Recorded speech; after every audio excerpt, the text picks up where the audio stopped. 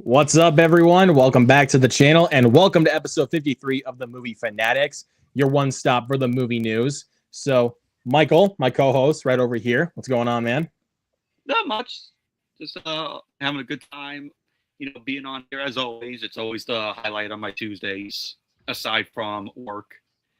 Been a long couple of days at work, so it's nice to be on here. And also, we got a special guest tonight. It's been a while since he's been on my channel, but it's also his first time on the Movie Fanatics. It's my boy, Sully Stream. How we doing? Happy to be here.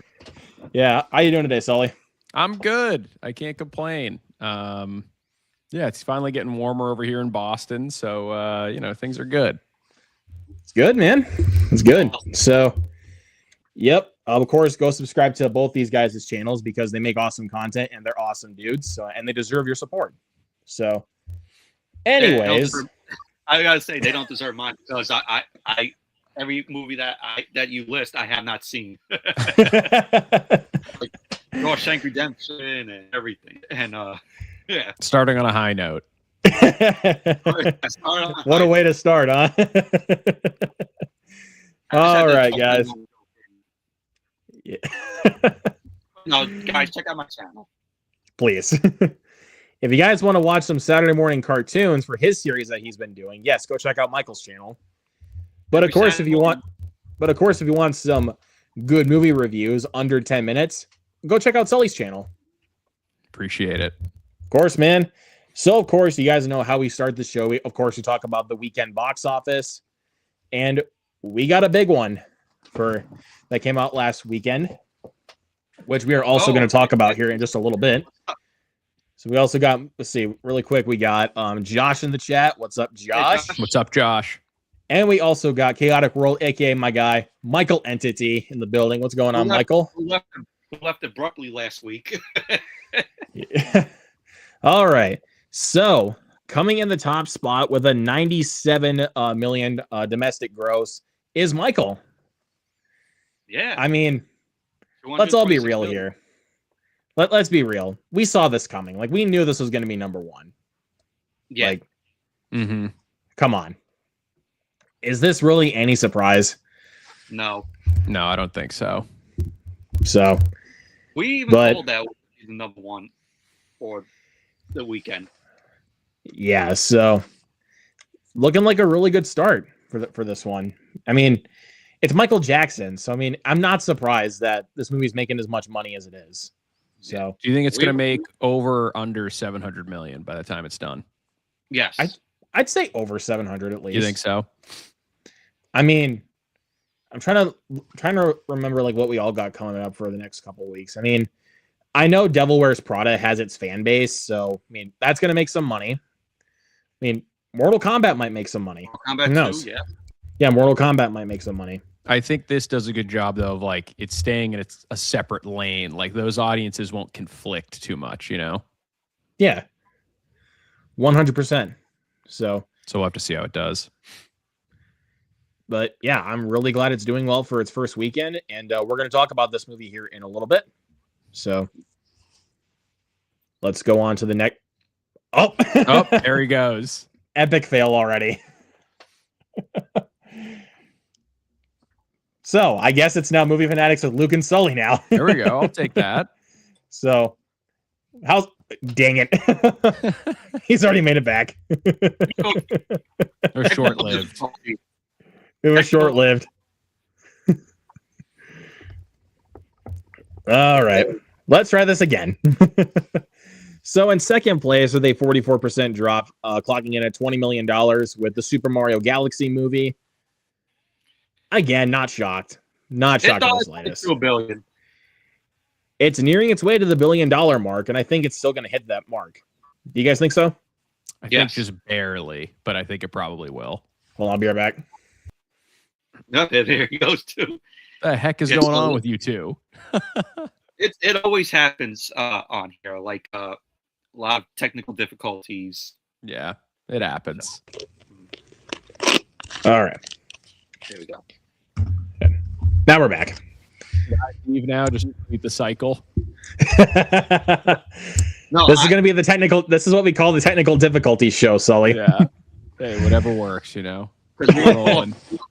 we don't pull up articles because it freezes the whole like Yeah. stream. It just cuts the audio on my end. So But I do think it'll probably hit $1 billion. I don't think it's going to do much more than that. Like, I think it's going to be like a razor thin edge. Like, I don't think it's going to hit 1.1, but I think I could see it hitting $1 billion. yeah, it definitely has a good shot of hitting $1 billion for sure. I mean, with the way that it is right now with its worldwide gross, I think it has a good shot. Yeah. So let's see. I think it'll do very well. Even Michael's least popular songs have over 100 million views. Yeah.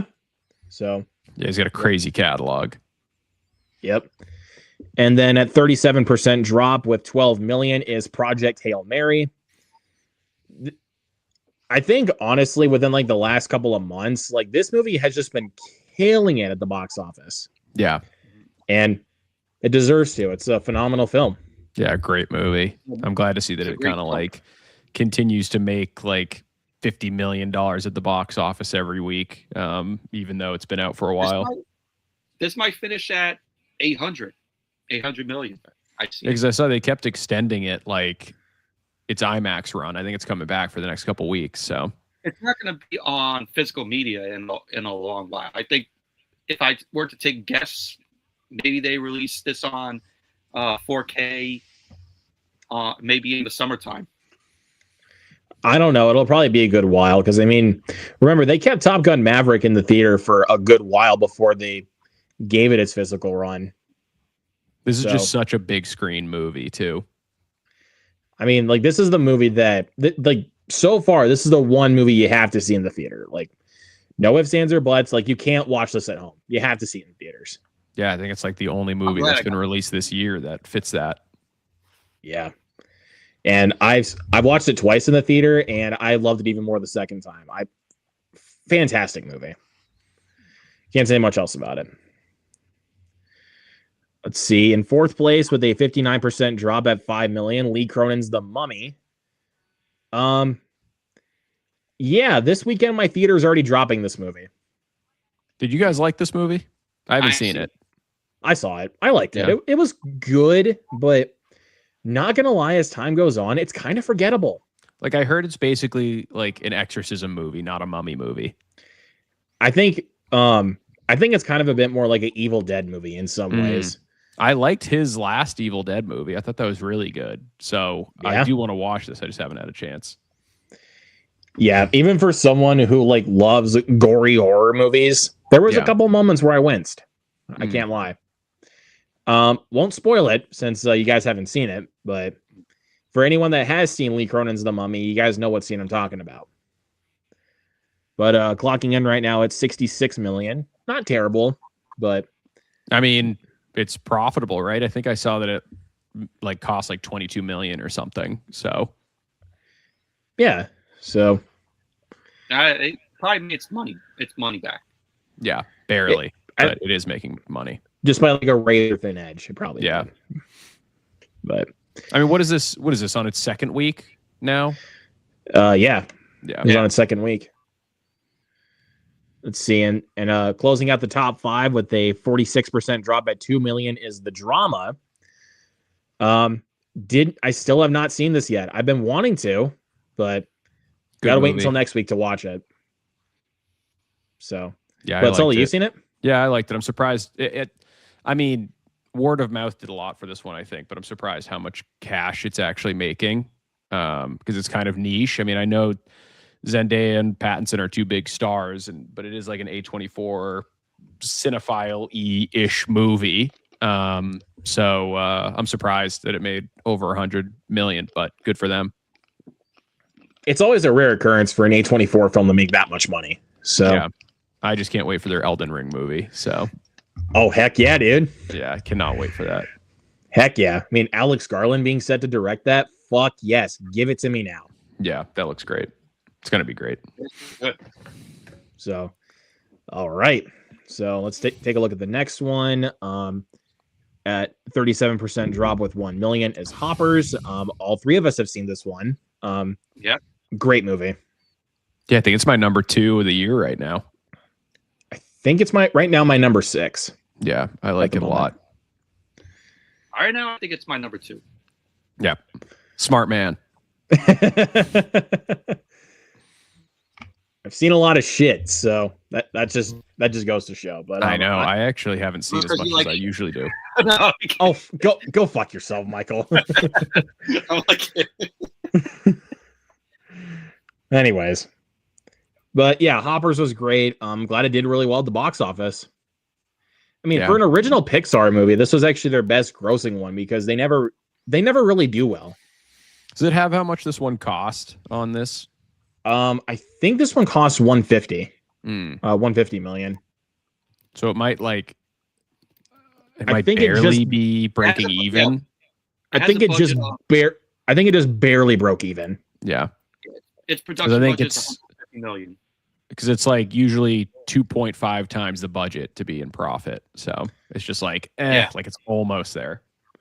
But yeah, I think with that, I think it just, like I said, it just barely broke even just by $175,000. So Mhm. like it's at least profitable now. So I'm Yeah, glad it good movie. Yeah. I always say that's better than Elio. Yeah. Elio just take it or leave it. I can't remember if I saw that one. What is the plot of that one again? Basically think of the plot of Shark Tale and you have that in a Pixar skin. Is that the one where he has like an eye patch? Yes. Yep, and he gets abducted by aliens and he basically tells this big lie that he's the ruler of Earth. Okay, I have Same not kind of seen plot that. as Shark Tale. Is it good? I liked it. I didn't really care for it now. Like All right, I I'll- liked it when I first saw it, but I didn't really care for it. I All right. liked it, but after seeing Hoppers, I'm like, Hoppers is a way better film. Yeah. At least Hoppers is like more clever with its humor. And Mhm. plus it wasn't afraid to actually throw in some dark humor, Yeah, which I really liked. So dark stuff in general. yeah. And now we I got- mean now- even though I didn't really care for the main villain of the movie, even though I will say he was really over the top. It was Titus, voiced by Dave Franco. Oh yeah. Yeah, he was pretty over the top. So that was cool, but it's a very cliched villain.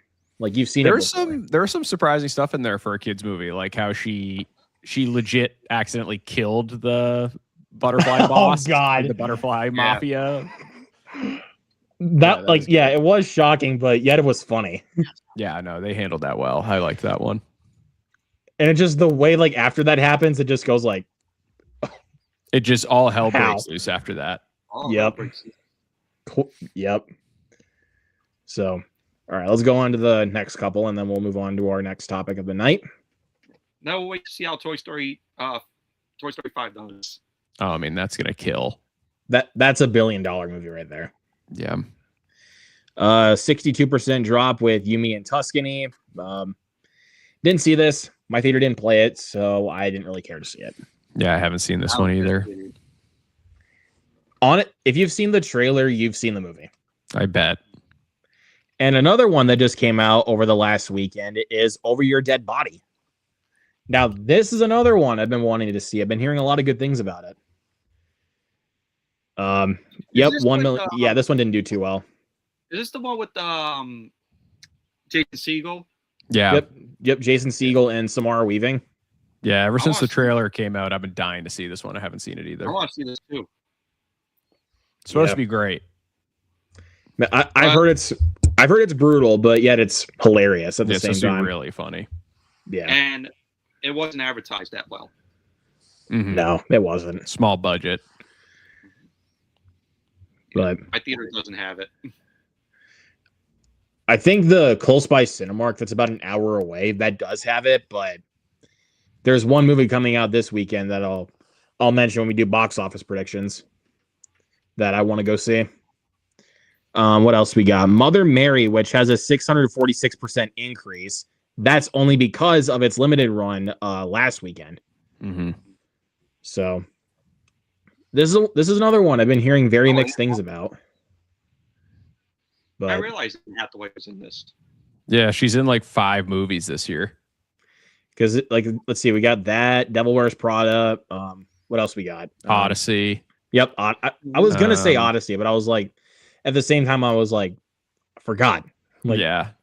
I can't remember what else she's in. Oh, she's in that one, that Ewan McGregor movie where there's like dinosaurs. oh, End of Oak Street. Yeah, that Dude, was I good. want to see that. I'm looking forward to that. And then there's another one with like Josh Hartnett and Dakota Johnson where she's like an author or something. I haven't seen a trailer or anything. I just heard about it. But I heard about that one too, but again, I also haven't seen a trailer either. yeah, she's in a lot. She's booked and busy. Yes, very much. And we discussed last week that there's possibly going to be another Princess Diaries. Mm-hmm. Yeah, I think there is. Yeah. Yeah, I think it's currently in the works like now, but because I mean, I know Anne Hathaway has been teasing that for a little bit. Yeah, it's a big return for Anne Hathaway. For sure. All right, let's cover a couple more of them, and then we'll move on. American Young Boy. Did not see that one, or have I heard of it? As I say, I haven't even heard of it. Entry. 1 million. Well, but apparently it was a new release from last weekend. And then Fuse. That's another one that I think that one had a secret screening last weekend at Cinemark, if I'm not mistaken. I think that's right. I think it was a AMC movie too, or maybe a Regal one too. I think the one for Regal last week was Hokum. I think that's what it was. Yeah, I can't remember. They're all blending together. I've been going to a lot of the AMC ones lately, more than I've usually done in the past. So I kind of wish my theater would actually do those secret screenings. I would honestly go every week. Yeah, they're nice. I was there last night for one. Nice. So it wasn't a very good movie, but I was there. You were there, so yeah. Another one on the 2026 ranking list. Yep. Like, I feel like the way you're describing it is just another one to put in the ranks, and that's it. Mm-hmm. Never gonna watch it again. Wasn't the worst thing ever, but wasn't very good either. All right, and one last one we'll cover with a 73% drop at 695,000 is Normal, the new Bob Odenkirk action movie, which is another one I've been wanting to see, but this one did not do very good at the box office. Unfortunately, you'll like this one. I like the Nobody movies, so yeah. I think I have a good feeling, like good sneaking suspicion I'm going to like this one. It's basically like Nobody mixed with the Fargo TV series, basically. Okay. Yeah, it's an easy sell. Nobody films. I never saw Nobody 2, but I liked Nobody 1.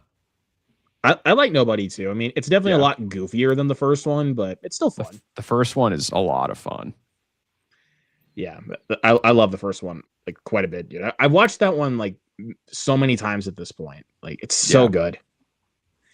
But yeah, I think that will do it for the weekend box office. So, box office predictions. We got a few new movies coming out this weekend. We got Devil Wears Prada 2 and Hokum. Are the two big ones that are coming out this weekend. I think Michael will still remain at number 1. Yeah. And where do you guys think that Devil Wears Prada might rank within the box office? Like what's your guys' prediction? Like, while you're guessing that, I'll be right back. I think it might get 2. I think, like, obviously people show up for horror films a lot, but I do think like a lot of people love the first Devil Wears Prada. So I could see it getting enough dollars to be second at the box office. We'll see, though. You think it might bump Super Mario Galaxy out of the number 2 spot? Yeah, I mean, what did Mario make last week or this last weekend? I can't even remember. I think it was 20 million. Yeah, I think Devil Wears Prada 2 will make more than that. So I think it'll probably be in the second spot. Yeah. So once again, we'll just have to wait and see.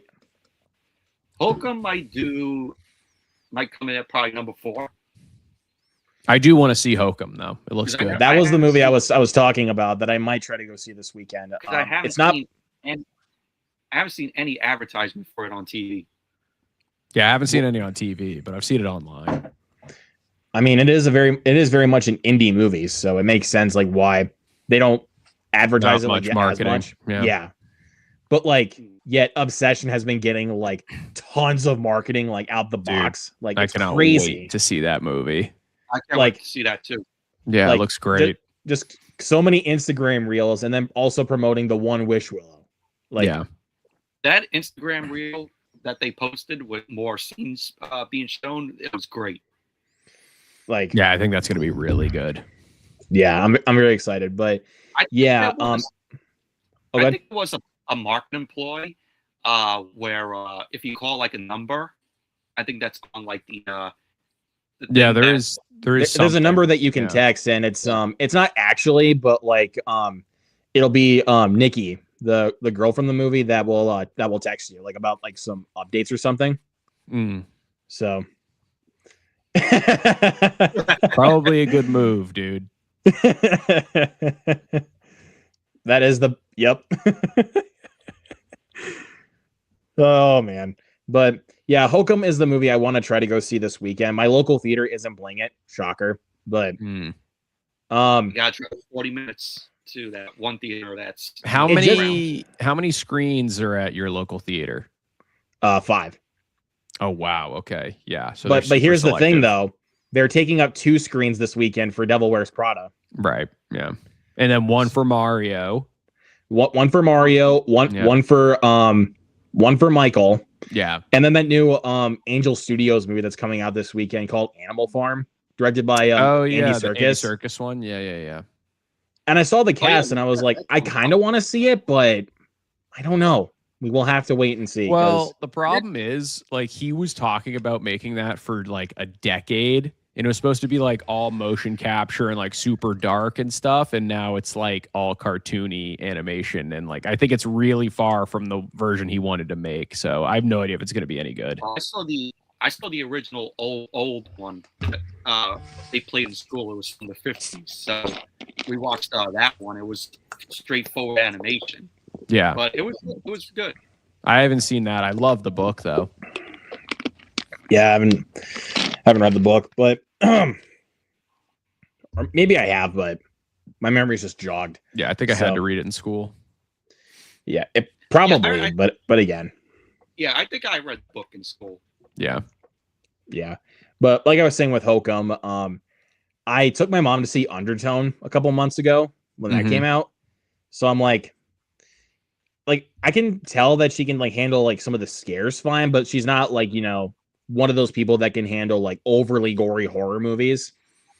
So, and Hokum doesn't really look all that gory. Like it just looks more like, looks more scares. psychological. Like definitely more psychological. Did you like Undertone? It's on my list, but I'm seeing like half the people said they really liked it, and half the people are like, this is boring. I'm on the island that loves Undertone. Okay. So, but it kind of depends on like which island you land at, Sully. Like, yeah. But we will have to see. Yeah, I'm probably gonna watch it next week. Anyways, let's go on to the next topic, which we'll just go ahead and segue into our review of Michael as the review of the week. Michael said, now imagine if Angel Studios remade Watership Down. That'd be bad. That is not a film to show to kids. I've still never seen that. I haven't seen it. I've heard that's a film that you can never. I really know show what it kids. is, obviously, but I haven't seen it. Yeah. But anyways, let's just go ahead and get into our review of Michael. Of course, if you guys don't know what this is of course the Michael Jackson biopic starring Michael Jackson's nephew, Jafar Jackson, directed by Antoine Fuqua. So we'll just go around the table, just share our thoughts. So Sully, what'd you think? All in all, I am slightly positive. I'm sitting on like a 3 out of 5. Like I enjoyed it as a one-time watch. Obviously, I love Michael Jackson's music. It's like hard not to. He has such an insane catalog of hits. It's a weird combination where I think the performances really hit with Jafar Jackson and Coleman Domingo.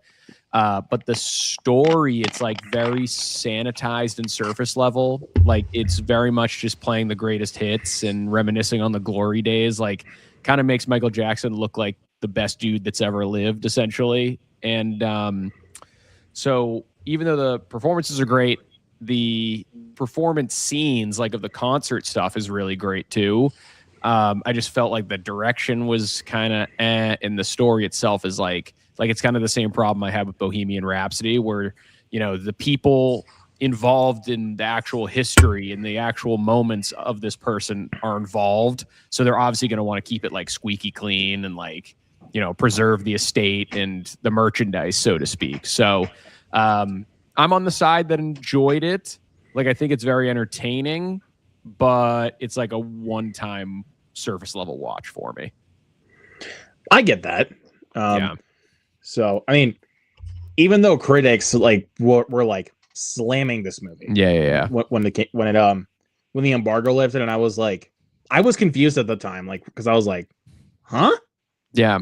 Like, so, I mean, even though, no disrespect to Bohemian Rhapsody, like, I love that movie, but like, they give that one a positive score, but they start to go like Debbie Downer on Michael Jackson.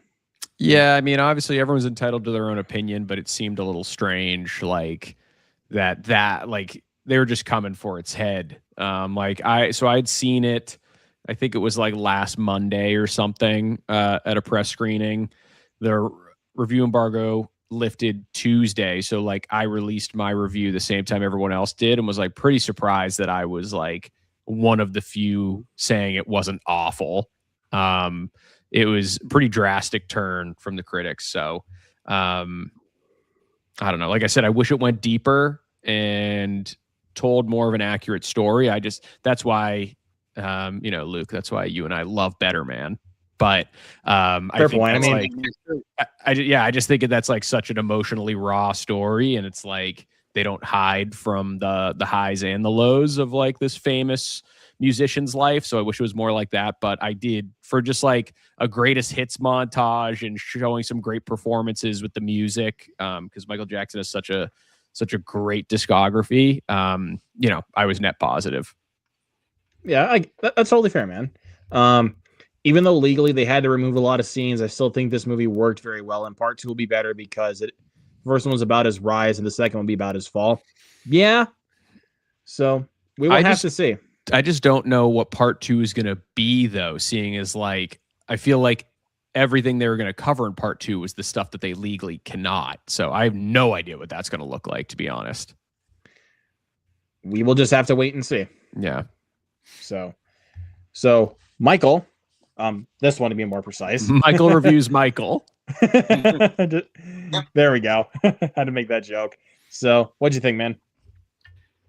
Well, I saw this on opening day on Friday, and I loved it. I thought it was a very good movie. I like Michael Jackson. His music is amazing. Antoine Fuqua, I thought, did a good job directing the film, even though I only seen one other film of his, and that was The Equalizer, the first one. Mike, come on. Dude. You got to watch Training Day. I was about to say Training Day. You got to watch Training Day. Never watched Training Day, but I hear it's good. It's awesome. I thought that the film did a good job balancing his childhood, Michael's childhood, from the late 60s, and them showing everything with his brothers. Coleman Domingo, I thought, did a good job playing his father, even though he was a hard-on to them, and especially to Michael as well, where it was shocking to see where, spoilers though, where he takes his belt and starts whipping him with it. Mm-hmm. Yeah, I thought that was very shocking at that, for that time back in the late 60s. And yeah, I want that to touch upon his rise. Like, I know people are gonna be like, well, they didn't show everything of Michael, but they're not gonna do every single thing like year to year in the film.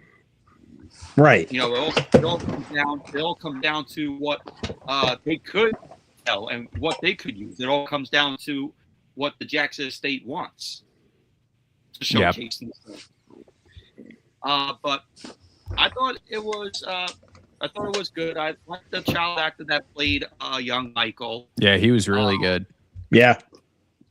and then when it gets into like the 70s, him getting that deal with Motown, that was pretty cool. And then we get to Jafar Jackson's performance as Michael, which I thought he did a wonderful job portraying Michael. Without a doubt, I see him getting an Oscar nom for this performance. It's possible. And it's definitely possible. I can sense that the film will be nominated for some Oscars, probably for Best Actor, for Best Cinematography, Best Screenplay.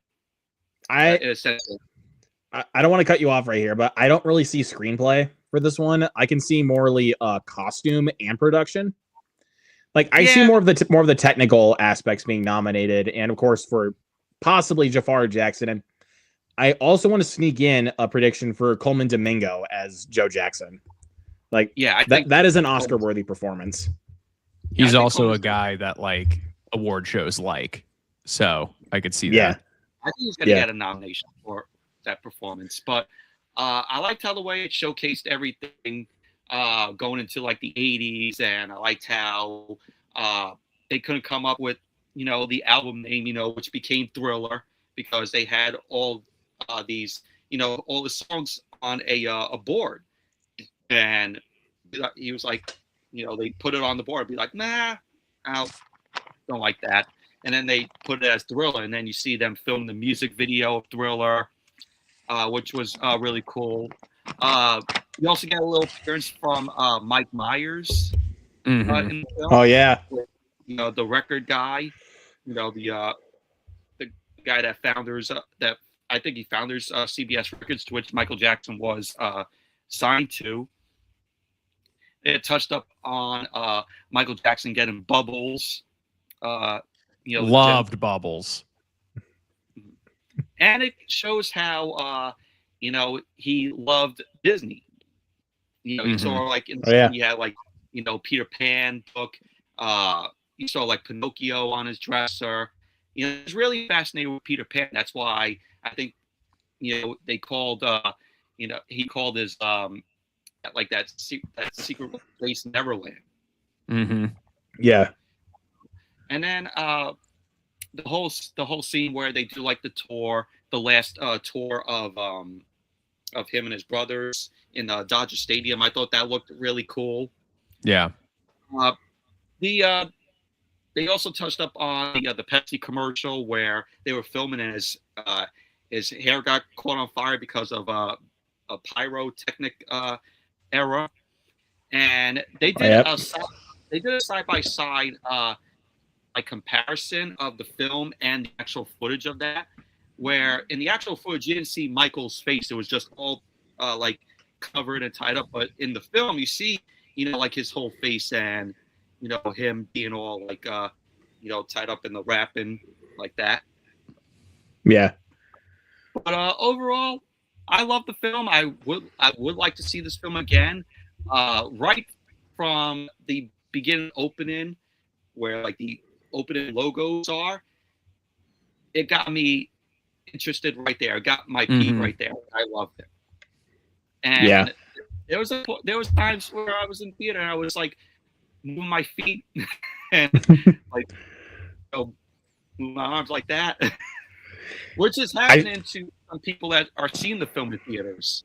They're getting up from their seats, dancing to. You literally stole the words right out of my mouth, Michael.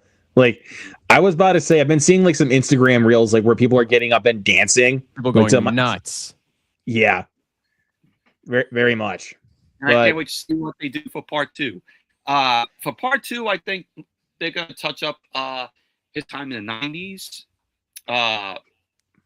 Hopefully they show him filming the black or white video.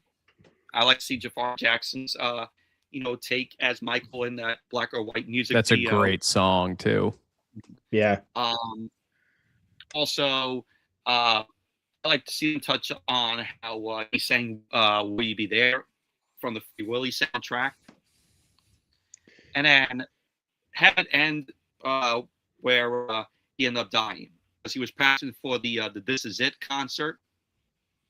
So, I like to see them touch on that.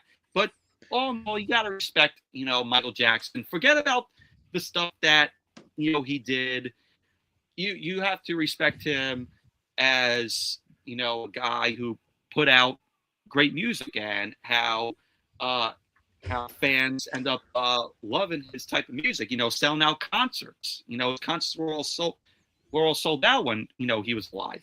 That's how much people loved Michael Jackson. Yep. Still's the best-selling album of all time. Yeah. Yeah. So And on Letterboxd, I ranked this a 5 out of 5 star film, and y'all gonna be shocked. This is my favorite film of the year so far. Wow. fair. Totally fair. I get it. But I had a great time with this one. I mean, I gotta say, I only have one gripe with this one. It's played a bit too safe for a biopic. Mm-hmm. Yeah. That's literally my only gripe. Well, they played it safe because it all. Well, I mean, yeah, I know, but still kind of done just a little bit more. Just a little bit more. Again, I'm aware of the stuff that they couldn't use in the movie, but that still doesn't mean you can't go a little bit deeper. So, but I thought Jafar Jackson was phenomenal as Michael Jackson. He perfectly just embodied Michael Jackson, with the dance moves, just the concert, just the way he was able to hype up a crowd. It's incredible stuff. It's shot very well. The visual aesthetic is fantastic. Like I said, Coleman Domingo deserves an Oscar nod for his performance, because he honestly at times come off as terrifying as Joe Jackson. My God. Even at times, when he appeared on screen, I'm just no. But yeah, it's a great movie. As of right now, I have this one ranked at number 5 on my list. Of course, there's probably going to be other films that will top it, but I thought it was great. I had a great time with it. I honestly want to see it again in theaters. I think it's made better with a theatrical experience. Oh yeah, for sure. So I felt like you were in a concert in the theater. Oh yeah. 100%. That's how it felt for a screen of Purple Rain in the theater. It felt like I was in a concert. There you go. That'd be a cool one to see in theaters. Fans of something. What's up, Eddie? Says gave Michael 2.5 out of 5 on Letterboxd. Unfortunately, I had to be stopped right before I got to my favorite MJ era of Dangerous. There's one other thing I want to see in the next one. How they filmed. It's a 2.5. 2.5. Come on, man. Well, he's gonna fire. Well, here's one thing for you, Michael. He's gonna fire back at you. That's right. Perfect. That's right. Perfect comeback.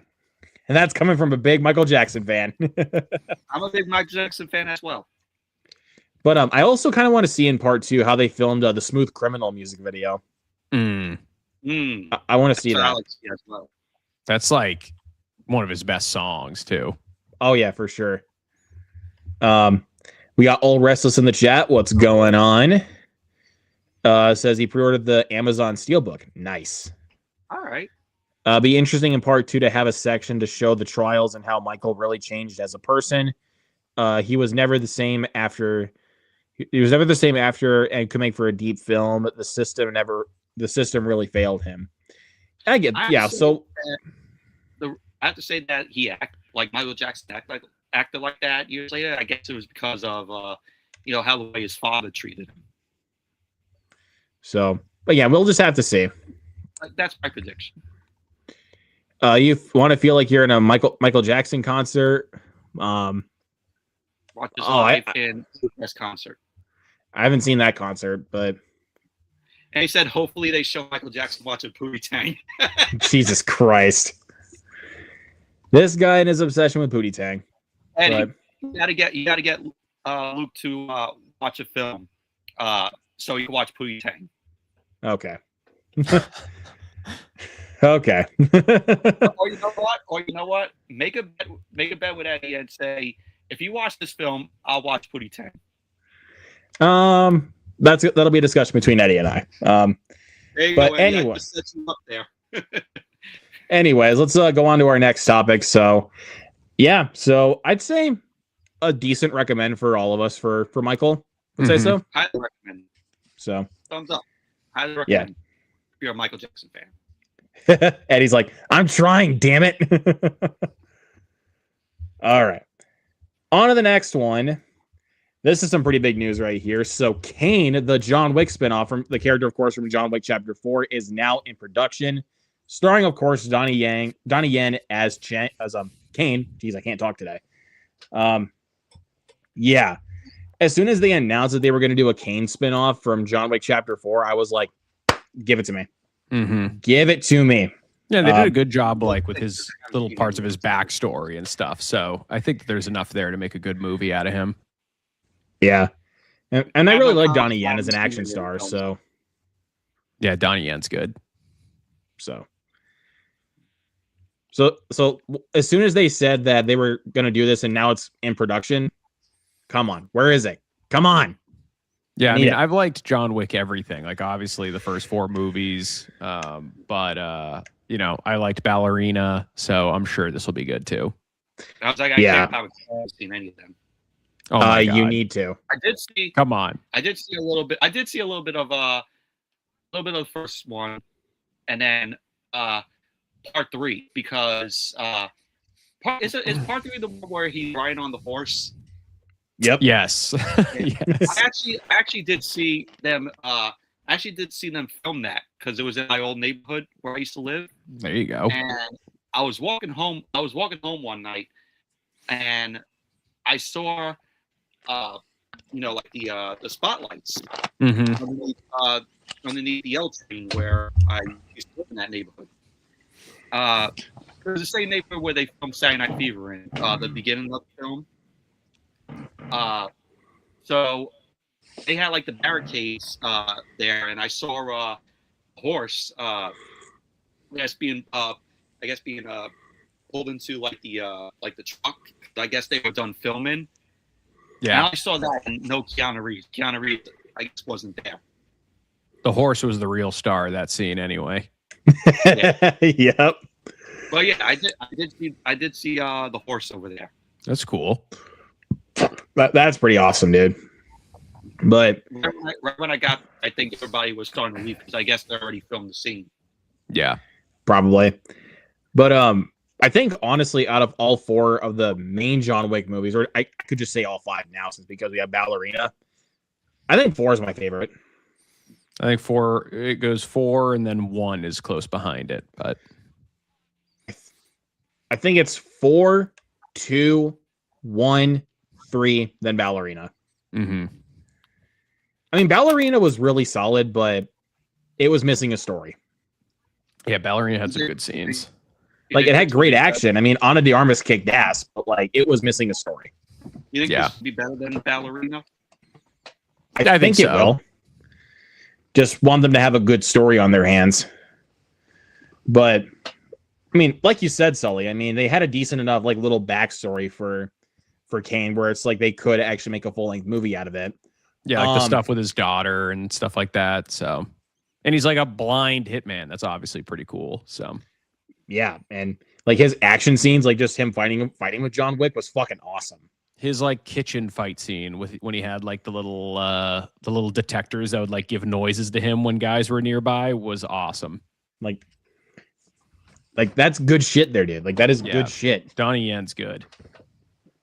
But here was another little gripe I have with Ballerina before we go on. I mean, I love Keanu Reeves, but did we really need John Wick in that movie, though? Probably not. I honestly don't think we needed him. I knew they were going to put him in there, but probably not. Well, they had to put him in there because it says from the world of John Wick. Ballerina. It was just going to be called Ballerina at one point, but then Chad Stahelski, the guy that was in charge of the first 4 movies, came in and did some reshoots, and they added in John Wick. Which, honestly, I don't know. There's a scene in 4 where John falls down the stairs for like 5 minutes. Made me think of the hot chick. Wow. Okay. No comment. Anyways, so we got a TV show of season 2 is in the works of It. Welcome to Derry. Andy Muschietti has come out and said that they are currently writing season 2 at the moment. So can't really comment on season 1. Haven't seen it yet. But Sully, have you seen Welcome to Derry? Yeah, it's good. I like it. I think, I mean, you've seen the It movies, right? Yeah. No. Yeah, like there is a very similar tone, very gross. Some of it in the show I feel like was almost like being gross just for grossness' sake, but the effects were cool. There's some really good child performances in it, and usually I'm absolutely slamming child performances. Like I usually think kid actors can make or break a movie, and they all do a pretty good job in this. And it has like the finale lives up to the hype. Like they close it out very well. So yeah, I'm definitely excited for another season there. Yeah, I mean, I'll have to rewatch the 2 It movies at some point because I know one is so good. Love that first one. The first time I watched it, though, it scared the shit out of me because of freaking Pennywise. Yeah, he's scary. I mean, if you talk about the Tim Curry Pennywise, though, no, that's not scary. The Tim Curry one actually scared me a lot as a kid. Like, but I haven't seen the Tim Curry one. Yeah, it's I've never seen it in its entirety since it's like a mini series and not like a movie. Yeah. But I saw all like the famous like iconic Tim Curry Pennywise scenes, and it definitely like kind of left an impact on me as a kid. But it's not very scary now. He definitely goes like the goofy, campy route when you look at it now. Yeah. But like if you compare him to Bill Skarsgård, like Bill Skarsgård goes like full on scary with Pennywise, and that's the kind of Pennywise I prefer. Is like one where it's like he basically just strikes fear in the audience, and I think Bill Skarsgård does a perfect job of that. I unfortunately think Skarsgård is like only a really good actor when he's not playing like when he's not playing a regular guy. Like he's really good as Pennywise. Like I thought he was just okay in John Wick as like the French villain or whatever. Like I like all of his performances. Like and then Nosferatu, he's great. So it's like I think his best performances are when he's almost like an Andy Serkis. Like you don't want him to play a regular human, just regular guy. Like you just want him to play some heavily prosthetic and makeup weirdo. Well, if you actually want to see him play a good like regular guy performance, he was great in Dead Man's Wire. Oh yeah, I didn't get to see that one. Yeah, and you like Locked too, right? Yeah, I really like that one a lot. Yeah, I haven't seen that. It looks like a good like simple thriller. It's 90 minutes, straightforward and easy. It's like Anthony Hopkins, right?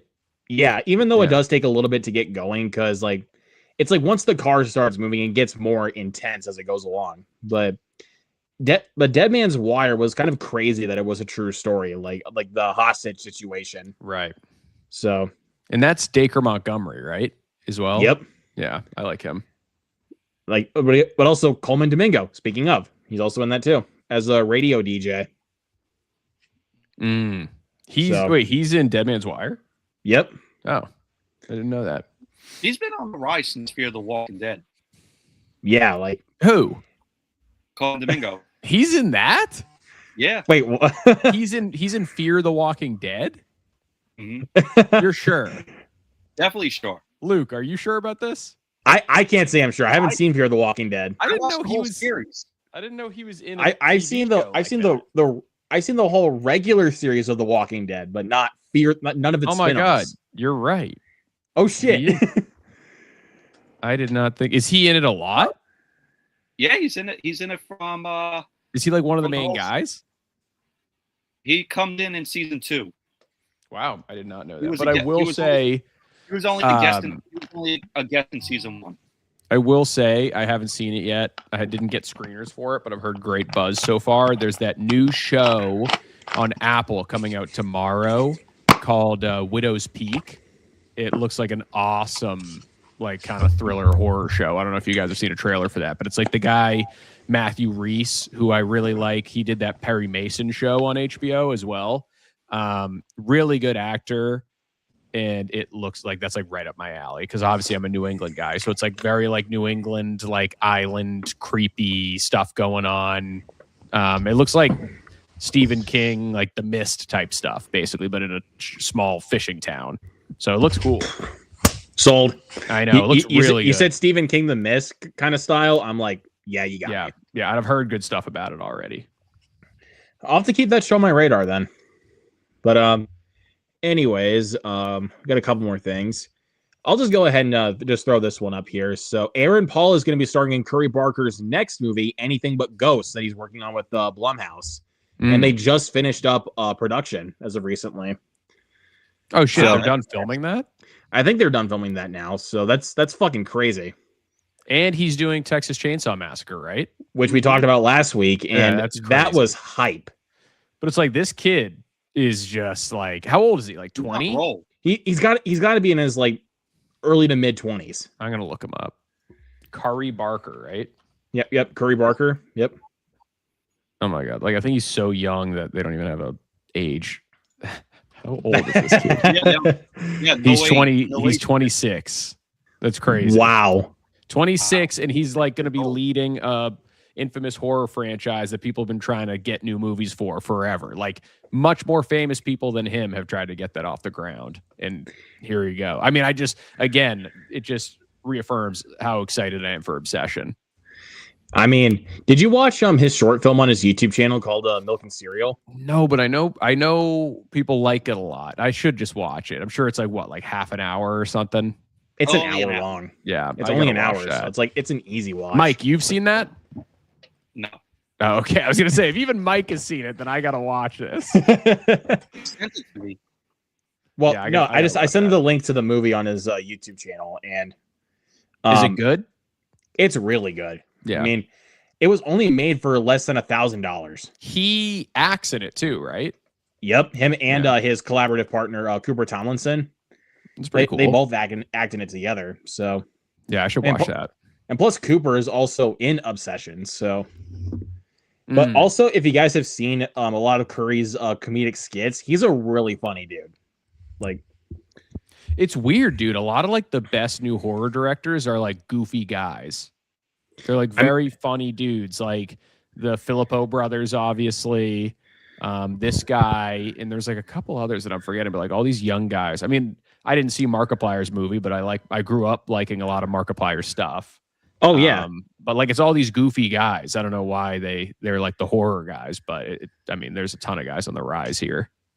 I mean, I kind of feel like the people that come from comedy or just YouTube in general are starting to like make like the best horror films that have been coming out as of recently. Yeah, I mean, Zach Kreger came from comedy and he made Barbarian and Weapons, like two bangers back to back. His Resident Evil movie is like on the top of my most anticipated of the year. Dude, I'm hoping it's good. I'm nervous. I think it will be. I'm thinking the thing is, I think it will be really good, but I also think it's not going to give me what I want when it comes to a Resident Evil movie. Like, I don't know if it's not going to be like one of the games. I think it's just going to be Kreger's zombie movie, but I still think it's going to be really good. Yeah, I think so too. But it's also crazy that Curry's got somebody like Aaron Paul, like Jesse Pinkman from Breaking Bad, to star in his movie. Because no one is well known in Obsession, right? I don't think so, actually. Yeah. I think the only well-known person that I've looked up in the cast so far is Andy Richter. Oh yeah, I saw he was in that. Yeah, he's in it. And like, you remember that parodied priest from Scary Movie 2? Like, yeah. God. That's crazy, but can't believe we're getting another Scary Movie too. Oh man. Oh god, and plus they freaking put out a clip not too long ago where they parodied Michael. I saw that, yeah. Oh man, I can't wait. At the same time, I am a little bit nervous though, but from the marketing, I think they're promising me something good. So yeah, I think it'll be solid. Yeah. So But yeah, like I said, like seeing Curry Barker like come this far, just even before Obsession is even released, is fucking nuts. It's insane. It's insane. Yeah. Like, I had to double check that it was him. Like, it was the correct name I was reading when they announced it, because I was like, how does this kid have this many projects when his first movie isn't even out yet? I think it's because like everybody like that has been going to film festivals from TIFF to Overlook. Everyone loves Obsession. Like, everyone has been loving this movie. Yeah. So we will just have to wait and see. Yeah, I can't wait. I'm seeing it on next Tuesday, so I'm pumped. Oh, lucky. Yeah. I'm hoping my theater gets it, dude. That's one movie I'm like, I don't know if my theater is gonna play it, but if they do, I'm gonna freak Lose your out. mind. Oh, you bet your ass I'm gonna. Yeah. It doesn't. You're going to travel an hour. I won't even have to go an hour away to go see it. Well, yeah, wait, what do you got? A Cinemark an hour away, you said? Yeah. Yeah. But like I was saying though, that was fuck, I forgot what I was gonna say.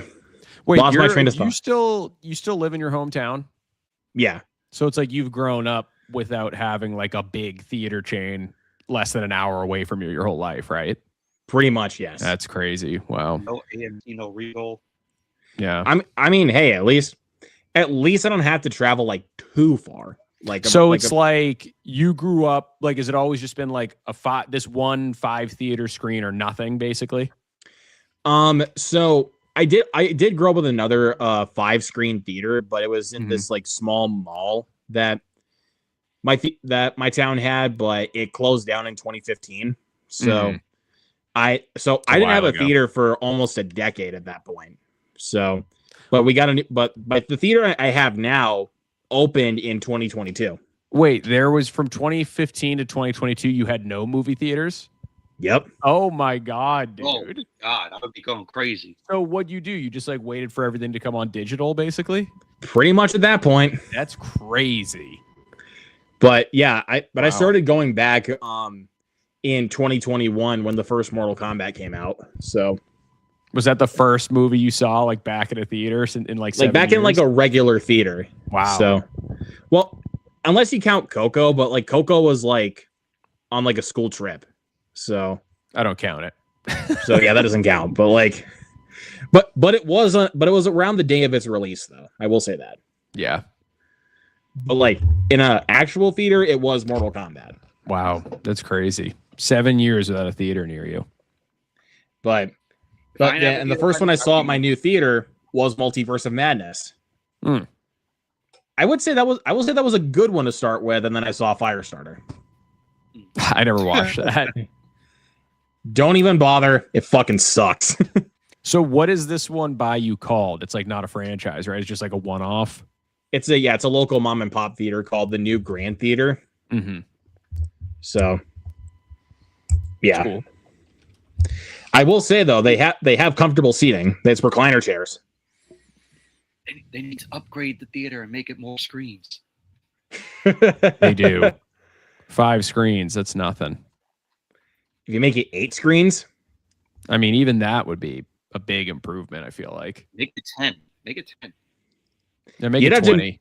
You'd have to invest a lot of money if you want to make that happen. Yeah. Like at that point, you'd have to invest like millions of dollars. We can fundraise. Go fund me. But it should be more. That you shouldn't like take out like movies like 2-3 weeks after it's released. That also just go ahead. I have like, I'm not trying to showboat here, Luke, unfortunately, but I have literally like 7 to 10 theaters like within like half an hour to 40 minutes of me, probably in like any which direction, and it's like they all have like 18 screens. Like I have my indie theater near me that I absolutely love. That probably has like 6 or 7, but the chains that we have around us is like 18 screens or something like that. So that's crazy. Yeah. I saw what the best theater in Boston is. It's AMC. It's called Boston Common. Oh yeah, I mean that's where I'm at for all my press screenings every week. So it's a nice theater. I like. Yeah, that's a good one. I like the indie theater better just because it's like no hustle and bustle and like I don't know, it has much more of like an indie homey feel to it. But I mean the AMC at the Boston Common, that's like a classic here. Yeah, I will say this though about my theater, like the first like 2 screens are like the biggest screens that I have at my local theater. So it's like you could call them pretty much the IMAX screens, even though it's still standard. Yeah. It's just because of how big the fucking screen is and also how many seats you have. Does it have a lot of seats? Not like as much as like a Regal or AMC IMAX screening. Yeah. Like, yeah, they pack guys in there for those. Oh, for damn sure. Like, so have you seen anything on IMAX before? Never. Wow. Yeah, I mean, I want to at some point. I don't think I've ever, like, I've seen stuff on IMAX. I don't think I've ever seen anything on the like what's like known as like true IMAX, like that exact formatting. I think there's one in like Providence near me, but I've never been to it. We have 4 theaters where I live out here. We have Alamo Drafthouse, which is a 5-10 minute walk from me. Mm-hmm. So that's my theater that I go to now. We have a independent theater. We have an AMC that's at our mall, and a Regal that's on the other side of the island. We used to have 5 theaters out here, but one closed down. Are you New York, Mike? Yep, I'm in Staten Island. Yeah, Staten Island, New York. Yeah, we used to have 5, but they got rid of one like a year or 2 years ago, and it was another Regal. Mm-hmm. Yeah. So and we have a true IMAX screen out here in New York, but you have to go to the city for it. And I'm an AMC guy, but I will say there is like a Regal that I've gone to that's like 45 minutes away just for a couple mystery movies, and it's like it's kept really nice. I don't know if that's how they all are, but the one I went to was like pretty clean. Dude, that's an idea I still want to pitch to my theater is like the secret screenings. Like, yeah, I wonder how hard that would be to get for like a non-chain. Yeah, but it still would be something though, because I mean, I bet people would show up. Oh yeah, I mean, like $5 for a movie, and plus you don't know what it is. People will definitely show up, dude. I think they made it 10 now, but still. The last film IMAX that I watched was Man of Steel. Wow, that was like was that 2013? 2013. 13 years ago now, dude. Yeah, I only seen 2 films in IMAX: Man of Steel and The Dark Knight. I mean, that's a good one. I prefer the Dolby Cinema in AMC than IMAX. Dolby's nice. Because at least Dolby, like when it's like an action scene, the seats vibrate. And it feels like you're in the movie. Yeah. I prefer Dolby over IMAX anytime. I will say though, the closest Cinemark that I have, which is the one I've been talking about, has an XD screen called the Extreme Digital Cinema. I've wanted to go to that for a little bit because I mean, like recently, like they had like Hoppers. They played on the XD screen. They played, of course, Super Mario Galaxy. No shock. Project Hail Mary. If I saw Project Hail Mary on that XD screen, dude, that would have been amazing. So what have you like? Do you go to that 1 hour away often, or is like if your theater doesn't get a movie, or you just like screw it? That just depends on time. Yeah, because last time I had gone to it before Undertone was with the Phoenician Scheme. Mm-hmm. So, and I want to try to make that happen this weekend with Hokum, because that is one I've been really wanting to see after rewatching Damian McCarthy's other movie Oddity. Yeah, I never saw that. Well, did you see actually, I also watched his first film for the first time called Caveat. Did you see that? I haven't seen that either. Definitely watch those before seeing Hokum. I heard Oddity. I mean, I heard it's like a love-hate thing. I've seen some people kind of trash Oddity, but then I've seen people that like it, like they really like it. It's definitely like more tension-fueled scares. Like, yeah, I heard people saying like either they're really afraid of it because of the tension, or other people saying like the critique is that nothing happens. But you know, I say that about Skinamarink, so. Oh, have you ever watched the film in 40X? No, I can't remember. So the only one that I think I might have is so I was an extra in the movie with The Rock and Kevin Hart called Central Intelligence. It filmed in Boston, and nice. And it was crazy. It's actually a sad story because I had an unbelievable close up. Like the director like singled me out and told me to come next to like his next to the love interest, Kevin Hart's love interest, and I was like, this is incredible. Like my face is gonna be like massive on this movie screen. And then I told everyone I knew to go see it, and they cut me out. But Oh. I'm sure there's like a deleted scene or something. But like if you can still kind of see me up top, like in the rafters now when it's all zoomed out. But so anyway, I think I went to see that in 4DX. And it wasn't anything too crazy. Like that wasn't a good movie to see it with. Like not that much crazy stuff happens. Like it wasn't like Top Gun Maverick where I'm sure it'd be like the seats shaking and like steam like, everywhere. move around. Or hell, it wouldn't even be like Twisters for that. Oh, matter. I mean, I'm sure Twisters was great for that. If you're gonna go see it, I want to see it with a movie like that. Probably, I would never see a movie in 4DX because I saw how it looks and like the seats move and then like they throw like everything at you. Well, like, I'll say this. I don't know why I'm like unless I'm like going to a water park or something, like I don't want to get wet. Like I'm not really interested in getting wet. So if I'm at a movie and they're gonna spray me with stuff, I'm like, but I mean, I don't know. It's not how I want to go see a movie, but if I was gonna just like as a gimmick, like try it once, I would probably have to go balls to the wall with it. Yeah. I would say if I had a 40X, I think the first one I would probably try it with would honestly be Project Hail Mary. I can't lie. Like that would be a great 40X experience. I have a film that would get me nauseous, like just seeing a movie. Yeah, why not? Like I feel like if you're gonna do it, it should be a crazy one. Yeah. Like do like a disaster movie, you know? Yeah. So, but I kind of feel like we've just been going on for like the last like almost 15 minutes about just movie discussion. Yes. But this wasn't one of your topics? Nope. No, we just but I mean, hey, I will say this though. It made for a good discussion. Like, yeah. It made for a good discussion. So we just have to get it out. But hey. But anyway, so we got a little bit of a tease of from Ryan Reynolds of some Deadpool stuff. So Michael, if you want to go ahead and pull up an article really quick. Prince is in the chat. Prince is telling me he said it took me long enough to watch Snoop Dogg's movie Bones. What'd you think of it? I liked it a lot, honestly. I really did. I haven't seen it though, but it's on my DVR though. Yeah, I haven't seen that. I like that one a lot. It's like, is it a horror movie? Yeah, it's a horror movie where basically Snoop Dogg's character, after being dead for 20 years, he comes back as a ghost and starts going out for revenge against the people who killed him. So it's like a Snoop Dogg ghost version of The Crow, basically. In a way, I could say. In a way, but it's not full on The Crow. Mm-hmm. But he's a vampire though. It said in the description of the movie that he comes back as a ghost. But also you can say as a vampire as well. Like you can say that. All right, I'll have to watch it.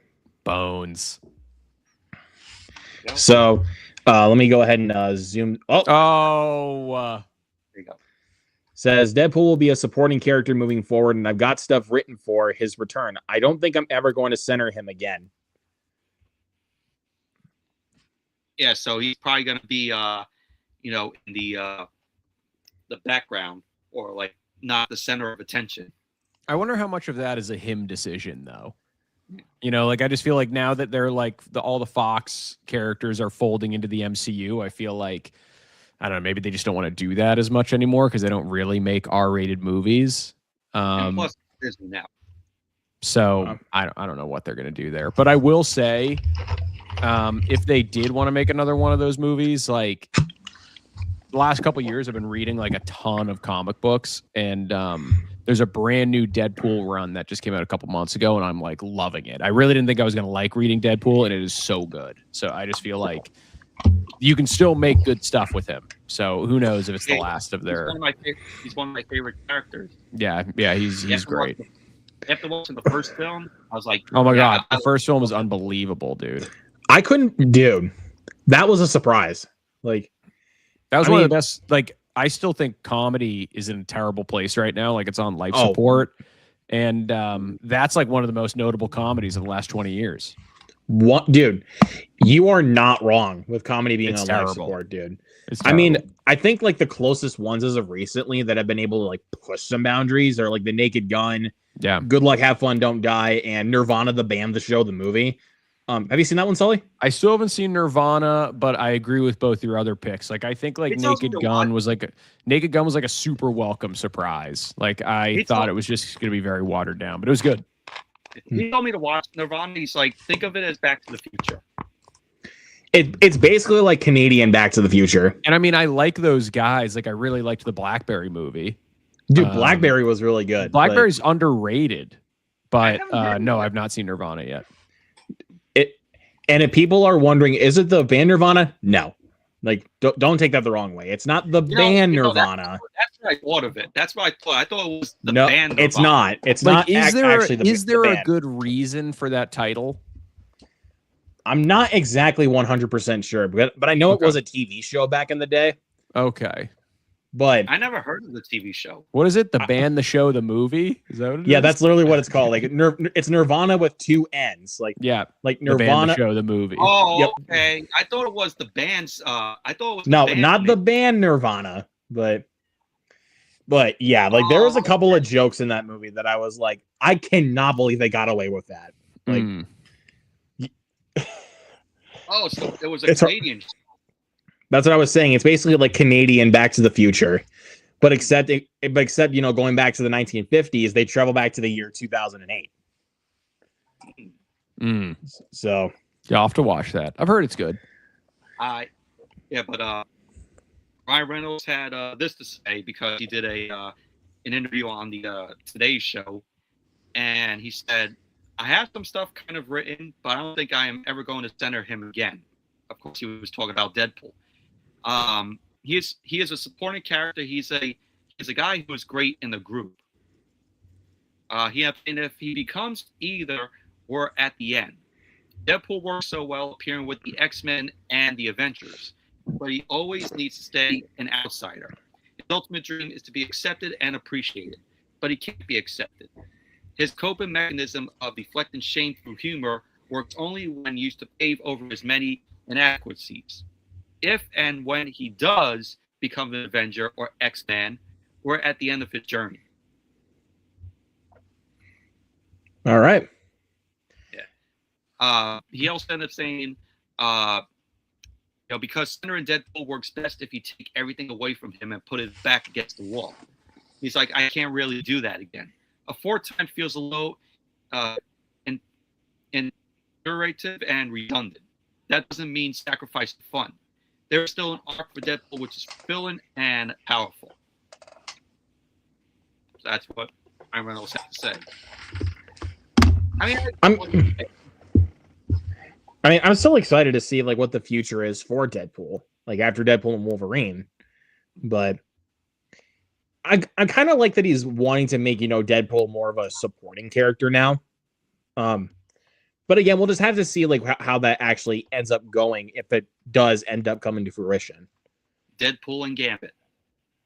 Mm-hmm. They call me the Gambit. Whoa, I'm about to make a name. I'm about to make a name for myself. Freaking love Gambit. He was so good in that movie. Deadpool and Wolverine was the best of the films. I still think the first one's the best. Yeah, first one for me. But I do like Deadpool and Wolverine. Deadpool 2 was good, but it wasn't as good as the first, in my opinion. And I really like Deadpool too. that for some reason that the kid kills the movie for me. Second is my least favorite, but I still like it. Yeah, I definitely like Deadpool too. But Deadpool and Wolverine, there were just a few moments where I couldn't hold back my laughter. Like, Yeah. I was trying to remember it was the talking scene between him and Blade. It's like, I thought you were retarded.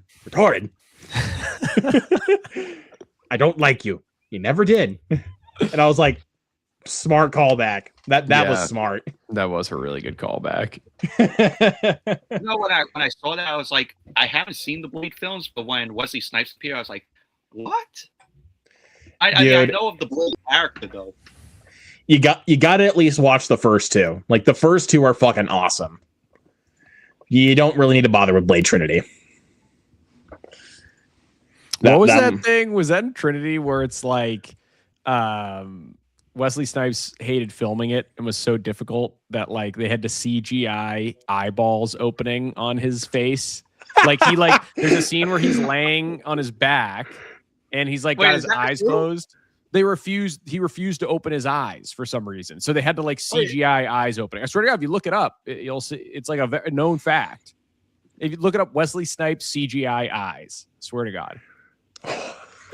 I'm gonna pull that up. Dude, that is absolutely insane. Oh. Yeah, there's a CGI was YouTube used to video. digitally add open eyes to Wesley Snipes' character in a morgue scene after he allegedly refused to open them. Oh it's my true. God. Yeah. And they look terrible. Oh my God. I haven't seen Blade Trinity in a while, but now that you tell me that, I'm like, I never want to watch that again. Oh my God. That's a bad movie. Here it is. Look. The pictures are so bad. Look at that. I can see it now. Real.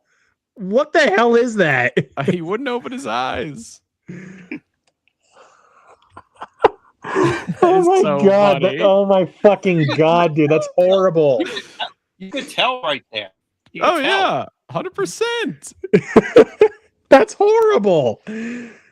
Oh my God.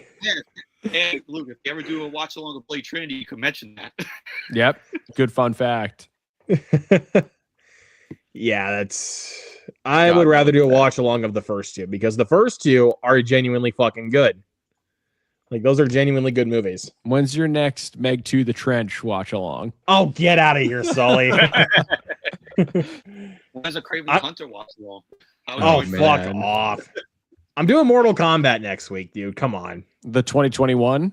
Yes. Yeah. I actually have fun. Like, I don't think it's a good movie, but I have fun with that one. Yeah. I think it's a good movie. I like that one a lot. I'm looking forward to 2, though, just because, like, I'll take any Carl Urban role I can get. I love Carl Urban. I can't lie to you. I've said this before. Carl Urban was actually like my first thought for Johnny Cage. Like, I can't lie to you. He was my first thought. I don't know who I would. He was not who I thought was going to get that role, but I don't know who I would have put in there instead. I mentioned David Harbour. I don't really see David Harbour he's in too like a Johnny chunky. Cage. Like, you need someone like kind of like cool, like kind of someone like Carl Urban, you know? Well, I said David Harbour because he's good. He's good at doing action. I'm trying to think who else would be good in that. I don't think he would like fit like Johnny Cage. Yeah. Like, the one thing is, like, when it comes to like a Mortal Kombat character, like, you have to cast the person that will fit that role the best. Someone like Carl Urban. Yeah, I'm trying to think who else would go in that. I don't know. I'm like trying to look for someone. I don't know. Well, because I mean, like, even though I can't really think of like, I know this is a completely different movie, but like, I couldn't think of anyone else to like voice Bowser Jr., but Benny Safdie was not my first choice. I think with the right haircut, I don't know, actually. I think with the right haircut, maybe Sebastian Stan could have been a good Johnny Cage. But yeah, I don't know. But I think I'm still leaning a little bit more towards Carl Urban. Yeah. But I mean, Sebastian Stan wouldn't have been a terrible choice. But yeah. So anyway, so we have a new film coming out called Turnbuckle that has some casting news that Michael sent in to me. So go ahead and let us know what those are, please.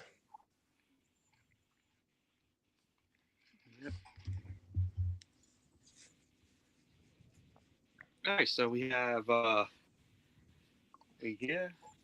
Let me go ahead and turn that in. So we got Emil Hirsch, Kate Beckinsale, Terrence Howard, Evan Ross, Cara Delevingne, and Famke Janssen for an action dramedy called Turnbuckle, or action dramedy. Yeah, from Sean McGowan.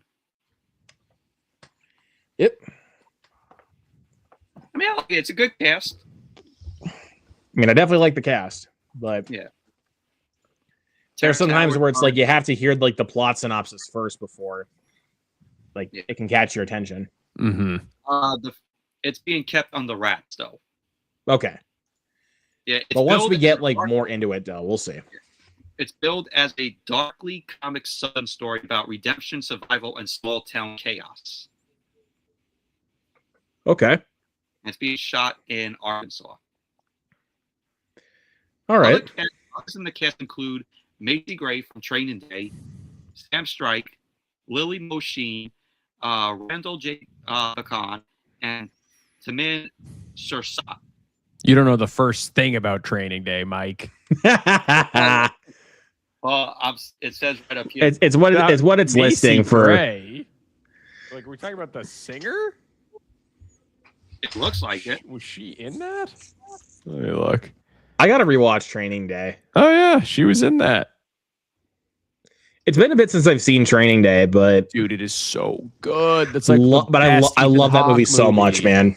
Yeah, dude, so damn good.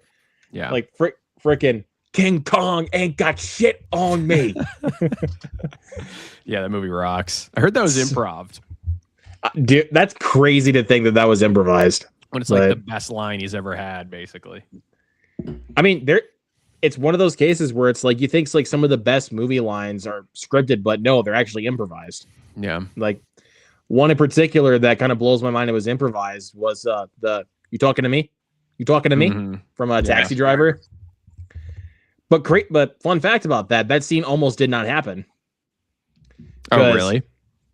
According to Martin Scorsese, I learned about this from the Stephen Colbert Show when I think it was when they were promoting Killers of the Flower Moon. I could be wrong, but so the scene that they were filming was the "You talking to me," which of course, like I said, was improvised.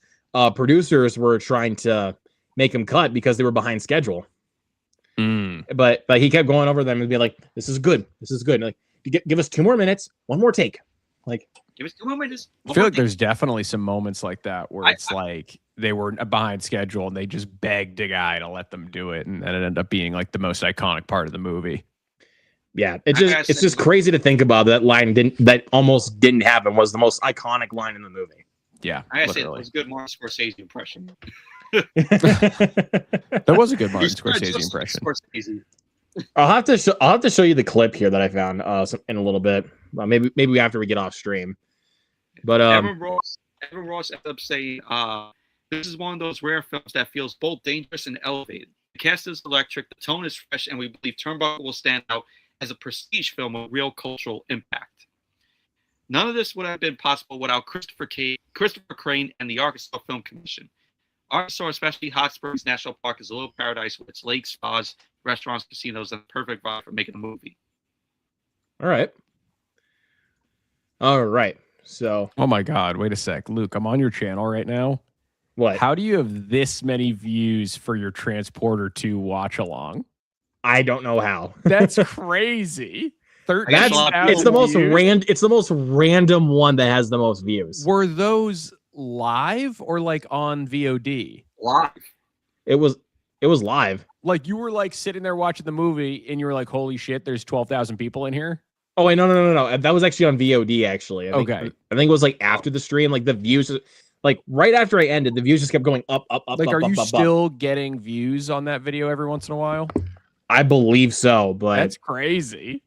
Like that's the one I'm shocked by that has the most views. But like, as far as like videos in general, it's still my Breaking Bad short that where I ranked the seasons. So, which has 43,000 views. Yeah, that's a lot. My mind just yeah. But so Michael also just sent this into me earlier. Ellen DeGeneres is going to be returning to voice Dory in a Finding Nemo short film in the universe of Finding Nemo. Oh, that's all this is about? I thought it was a new film. They haven't said anything about a new film yet. They just said something about a new short film that DeGeneres is going to be returning to voice Dory. Which interesting. I kind of wish they were doing another one at the same time, but like, do we need another Finding Nemo movie? Not really. No, all I care about is Incredibles 3. I want that. Yeah. I haven't seen Finding Dory, but I heard it's pretty good. Yeah, it's I like good. Finding Dory, but it ain't no Finding Nemo. Like, no, Nemo's elite. Nemo's goated. Like, there's no connection to Nemo, right? To Finding Nemo with Finding Dory, right? it is still I kind of mean, connected to Finding Nemo, but because yeah, I mean, you have Nemo and Marlin, but like I it's wouldn't suggest watching it if you haven't seen Nemo. Like there's enough of a connection there. But I have seen Finding Nemo a lot. yeah. So yeah, like then you should be fine with watching Finding Dory, but I don't think you're like missing anything by not watching Finding Dory, though. It's not like, you know, an elite sequel, but it's good. It's not anything like Finding Nemo. no, it doesn't quite match the quality of Finding Nemo. I mean, Yeah. Finding Not Nemo's much like does. god tier Pixar. Yeah. Finding Nemo's so good. Like I think if I remember correctly, I think that's like top 10, top 5 Pixar for me. I don't think I've done a ranking. I really need to. I might need to do that. I might do one when Toy Story 5 comes out, but because I think that'll be a perfect time to actually start ranking them. Yeah. I was thinking about that for when Hoppers came out, but then I forgot that Toy Story 5 is still on the way. Yeah. Might as well wait till then. Yeah. Or That's going to be a big one on the list. oh, definitely. I mean, I think June's just going to be a stacked month to do like ranking videos in general, probably because It's going to be a big month for releases. Because I mean, I might do a ranking of the Scary Movie franchise after Scary Movie 6 comes out. Mm-hmm. I still want to try to finish up Spielberg's filmography before Disclosure Day. There's still a few I haven't seen yet, so I want to try to finish that up. I need to rewatch the Scary Movie movies. Like, I really think I didn't appreciate them enough, and like, I don't think I watched them. I didn't watch them when I was already a huge horror fan. So like, I watched them, and then like, I thought they were funny, but now I feel like the references would hit so much more now that I love horror this much. I think the first two are by far the best ones, like because you got the Wayans brothers. Yeah. I like 3. Wait, are they not in past the first two? Well, they're in. Well, of course, they're in the new ones in Scary Movie 6, but right. But I mean, like, are they not in 3, 4, and 5? No. Oh wow. Okay. But Anna Faris and Regina Hall are in 3 and 4, but they're completely absent from 5. Is like no one notable in 5? I guess like the only notable person that I guess I could say is in it I think just for a brief minute is Snoop Dogg. Snoop Dogg is in Scary Movie 5. Interesting. I was trying to remember who else. I mean, you got Ashley. I mean, Ashley Tisdale is in Scary Movie 5, but she's not like notable like Anna Faris. I think I saw that clip. Is she in the whole thing? What? Ashley Tisdale? Yeah. Yeah. Okay. Yeah, she's pretty much in the whole movie. I mean, so like 5 was kind of like they just cashed in and just made some random just to keep it alive, basically. And they failed miserably. Yeah. Okay. I mean, Scary Movie 4 was fine. Like, it's okay. Like there was some good references, like especially at the opening scene with the Saw parody between Shaq and Dr. Phil. Oh my god, I love that scene. That scene is hilarious. Is that in 4? Yeah, that's in Scary Movie 4. God, that's crazy. That's just how long ago these ones have been coming out. I just freaking love like when he finds out that Dr. Phil is in there with him. Dr. Phil? What the hell is going on? I don't know. And it, like suddenly I just woke up here. Makes fun of how Shaq can't shoot free throws. Hit the damn basket. What the hell was that for? You hurt my feelings. It's like wrong foot. Motherfucker. The new Scary Movie that's going to be the #1 film at the box office that weekend. I think it's going to beat Masters of the Universe. Don't underestimate, because I mean, I don't know, because that cartoon was popular back in the day. The He-Man and the Masters of the Universe. I don't know what's going to be #1, but I do think when these comedies come out that kind of promise to push the envelope and like be on PC, people do show up for them. Yeah, but at the same time, I mean, I've been seeing like freaking news outlets or just news through like different social media outlets saying like people have been calling their local movie theater to ban the release of Scary Movie 6, and I'm like, grow the fuck up, dude. That's kind of crazy. What? It's a fucking comedy, for crying out loud. Like, but at the same time, we've kind of really like you said, Sully. I mean, comedy is just on life support because like it's bad. They're just afraid to push boundaries. Everything doesn't push boundaries, and then any funny jokes in new movies is something that they stole from a previous better comedy. Like, it's just a bunch of raunchy humor that you've seen before. I mean, not saying that it's not funny, but it's like you have to execute it right. Yeah, and they do not. But it also depends on what comedy you're talking about at the same time. But yeah, but like I was saying with like Naked Gun, Good Luck, Have Fun, Don't Die. I mean, those push boundaries, dude. those are good movies. Yeah. I mean, especially Good Luck, Have Fun, Don't Die. They make a dark subject matter somehow funny. Yeah, that was a How cool the movie. fuck do you do that? Like Sam Rockwell, he's a magician. Well, it's also that scene like when the alarm goes off at the school and how deadpan that one dude just delivers the joke. I'm like, that's good writing. Yeah, Like, yeah, it's a good movie. I like that one. Recently watched Night Patrol and then Marty Supreme, and it's safe to say that Marty Supreme was the better movie. You don't fucking say. What is Night Patrol? Should I know what that is? Actually, really quick, I also want to say what's up to Skylar. Say what's up in this comment. So, Night Patrol is a movie starring Justin Long, which that should sell you on it because it's also like, here's a good elevator pitch: corrupt LAPD Night Patrol officers as vampires. I feel like I did see something about this, and That's terrible. a good elevator pitch, but the movie has like 5 different subplots thrown throughout, and it can't decide on what it wants to fucking be.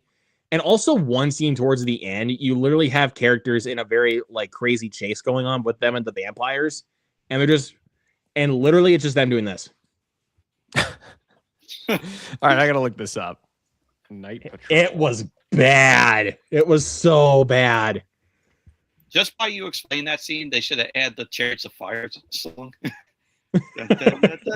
Oh yeah, I did hear about this. Oh, my God, the ratings man, are it was not good. It was bad. You gave it a 0.5 star. Damn. I fucking hated it, dude. I mean, it was, but also like they go into like a fight scene at the end of the movie and then cut directed by this person. I'm like, fuck off. Wait, it's like it baits you into thinking they're gonna have a fight scene? Into like a big fight scene, and then it that's just pretty cuts, bad. and then the movie ends. I'm like, That's pretty bad. I'm like, fuck off. Scott says, Sully, don't watch Night Patrol. Yeah, it's all right. I'm sure I can skip that one. There's better movies that you can be watching, like way better movies. Like, let me look at my list here really quick before we move on to our last topic of the night. Hold on. There's definitely one that I would definitely recommend if I can find it really quick. Oh, here's a good one for you, Sully. The Plague. Heard good things. I didn't see it though. That's the one about like the kids swim team or something. Yes. Yeah, where you have this like socially awkward kid who joins this water polo team, and he sees that these other kids that are on the team bully and torment this other kid because they think that he has the plague because he has a bad skin rash. Up for them, right? And then they start turning on him a little bit. Like, of course, he wants to fit in with the cool kids, which are Right. the bullies, but also wants to sympathize with the kid that has the skin rash. But once he gets it, he becomes the targeted one. You're Right. absolutely right. It's a It's a good one. I've heard that's good. We had a debate when we saw the movie. I was like, oh, it's not a horror film, it's a thriller. But now that they said some of the stuff about the film, I'm like, all right, yeah, it is a horror film. I mean, it's a coming of age teenage boy drama mixed with a little bit of body horror. Mm. I mean, if you think I like the what I'm skin, hearing. like the skin rash, that kind of leans into a little bit of the body horror aspect. Yeah, I've heard it's good. Didn't get a chance to watch it. It is But definitely. I mean, if you want a better horror film that came out in January, same month as Night Patrol, just go watch Primate. I liked Primate. Yeah, Like Primate was fun. Yeah, I liked that. Or I actually, even better, just go watch the Bone Temple. Just watch Bone Temple. I haven't seen. I think I told you this. I haven't seen any of those movies. Like, you haven't even seen 28 Days Later? I'm pretty sure I saw 28 Days a very long time ago, like around when it came out, and then saw nothing after that. I heard the sequel after that is like not connected and it's not good, so I haven't seen that. But then I haven't seen 28 Years or Bone Temple. So you're not alone. I haven't seen any of them either. I like Days though. Days is good. I mean, 28 Days Later is one of my all-time favorites, but Yeah. It looks 28 like shit, but that kind of adds to it, yeah, I mean, it's kind of like it's shot on a camcorder, right? which is like, crazy. Yeah. like crazy to think about, but But 28 Weeks Later, I really liked. It took time for me to grow for 28 Years Later, but I just think with how it ended, it soured me. But rewatching it right before seeing Bone Temple, I think actually helped it. So, 30 Days a Night will always be my favorite vampire movie. That's underrated. That's a good movie. Underrated. I love 30 Days a Night. Also, good Hartnett movie. Oh yes, Yeah, yes, so good. I know. I just recently got Primate last week on Blu-ray. I'm excited to watch it. I think you'd like it. I mean, it has some pretty nasty kills. One in particular, I'm not going to spoil it, but yeah, Sully knows what I'm talking about. But talking about the one in the bed. Yep. Yeah, that's a crazy kill. That was nasty. Yeah, I think the opening kill is pretty crazy too. But yeah, the one in the bed is pretty crazy. They definitely don't hold back on gore. That's for sure. I will say the practical effects are super impressive. Like, I can't believe that there's like a really tiny dude in this monkey suit. Like, it looks like a real monkey. Like, like you would think that looks CGI, but no, it's a practical chimp suit. Yeah, it looks good. That whole film is practical and not CGI. I was shocked. Yeah, no, I can't believe true. It's a small guy in that suit. But I'm like, hey, more practical effects for us horror fans? Fuck yes, dude. Yeah, no, it's a cool movie. It's a cool movie. Just like, it's fun to watch, but just like the fact that it was made like that is just cool in general. I think that kind of elevates it a little bit more, just knowing that it was all practical. So, yeah. But all right. Recent physical media pickups time. So, did you watch Lords of Dogtown yet? I have not seen Lords of Dogtown. What is Lords of Dogtown? Isn't that a skateboard movie? I was about to say, that sounds like a skateboarding movie. I've seen the poster of it, but haven't seen the movie. Yeah, it is a skateboard movie. Yeah. Oh, yeah, I just haven't seen it yet. Emil Hirsch and Heath Ledger are in it. Good combo. Yeah. So, all right. So let's just go ahead and show off some recent physical media that we picked up. Sully, you got anything? I don't think so, but I just saw that Amazon started their next like 4K for $33 thing. So I'm probably gonna look at that again. But nice. I'm trying to I hate to break it to you, bro. They just ended it. They just ended the sale. But I guess nothing. They just ended the sale. I don't know. I'm trying to see. Did I get anything new? I don't think I got anything new, actually. I did get some stuff for that sale though. I did buy I upgraded weapons to 4K. I mean, when I saw that it was on sale, I was like, fuck, I have to get that. Yeah, I loved that movie. As well.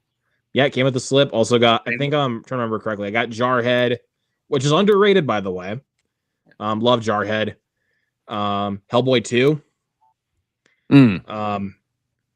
I got FNAF 2 because it was on sale. I did like FNAF 2, but I never saw that one. It was just okay. Not quite as bad as people were saying. Do you like FNAF 1? Yeah, I really like that one. Yeah, I think that one's decent enough. But the second one is not really concentrated on the story. Like, it's definitely got a lot more like Easter eggs and references to the game. Yeah. But you can say the same about Mario Galaxy. Doesn't really rely on a story. Has a lot of Easter eggs and references. But I just think Mario was more fun. And plus Mario is fun. Well, and plus also, I'm a big Mario fan. So yeah, you and me both. Oh, yeah, there you go. So, but all right, Michael. As good as the first. Not quite as good in my opinion. Not quite as good, but I still gave both like a 7 out of 10. I think like both of them. I think I gave Mario Galaxy a 9 out of 10 personally, because I mean, just because of my fandom for one, but also my only gripe with it, it's narratively messy. Yeah. Like that was like the time where I was like, okay, I can't really. Yeah, it's not really a story. That's movie. that. Yeah, but like that was like the time I couldn't really overlook that issue where it's like the narrative was just so jumbled and all over the place. I was like, I can't overlook that. I agree. I agree that the story was like a mess, but still, I enjoyed it, and like I said, I thought it was just as good as the first, though. Aside from the story being a mess. Yeah, but go ahead, Michael. Do you got anything? Yep. Frenchie, what's up in the chat? Yep. What's up, man? I got two WWE DVDs that I picked up that I haven't got for my collection. Got these off of Whatnot. I got, ladies and gentlemen, my name is Paul Heyman. Paul Heyman, one of the best, one of the best bookers and managers ever in the pro wrestling world in WWE. Nice set here. It's a 3-disc set. It's a documentary on him. There are good things about it. Enjoy Paul Heyman. He still brings the stuff to the wrestling business. Next is the greatest rivalries: Shawn Michaels versus Bret Hart. It's a sit down with also creator of ECW, Paul Heyman. This is a sit down with Jim Ross, who was one of the commentators in WWE back in the day, and he sits down with both Shawn Michaels and Bret Hart, talks about their rivalry, talking about the early days of them in WWE to a Montreal screw job in Montreal. So it's a nice set here. It's a 3-disc set. So on this one, you have the sit down interview, and this 2 and 3 have their great matches. Nice. So, but yeah, I showed Noah that I picked these up though. But hopefully at some point on the Bell Call podcast, we'll talk about these. Now I got 2 VHS here. This has been on my watch list for a while. I like the premise of the film. This is a film called Masterminds with Patrick Stewart. Also Vincent Kartheiser. It says his plan to take over the school is about to be turned upside down. So think of this film as toy soldiers. I like his mustache. Look at that. But the thing is that this film is not released on DVD or Blu-ray. It was only released on VHS. Where did you get that? A thrift store? I got this off of Whatnot. Oh, okay. Usually Whatnot is my place to go to for like DVDs, VHS, because they sell them at a good price. They start them out off like at $1 on like an auction. What's up, Huck? Yep, Huck says, "Hey fellas, making dinner for the wife while enjoying your show." Well, thanks for popping in, Huck. You're the man. We gotta have you back on the show, Huck. But yeah, I liked how the way the cover is. It's like you turn it this way and then it's upside down. It's the same thing.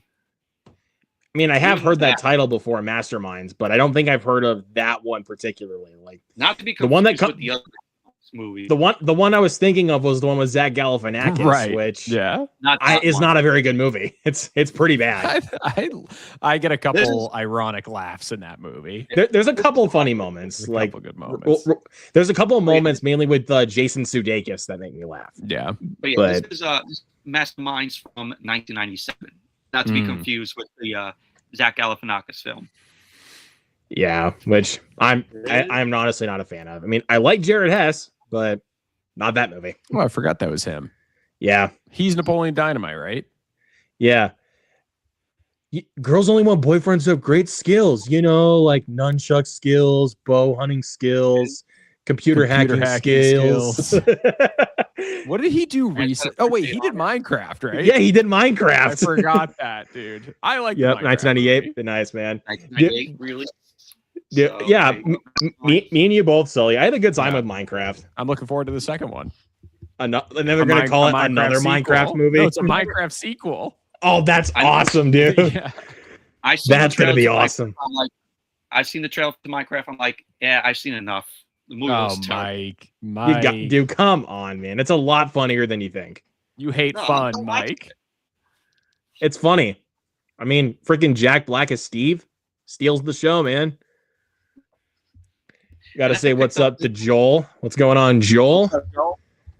And Huck says, haha, nunchuck skills. One of the greatest lines ever said on film. You don't say, Huck. Yeah, Napoleon Dynamite was a phenomenon. It's great. Gosh, How was school? stupid. Worst day of my life. What do you think? Like when he calls dad when he's on the phone in school, he's like, "Can you come pick me up? 'Cause I don't feel good." Yo, give me some of your tots. No, go get your own. He loves tots.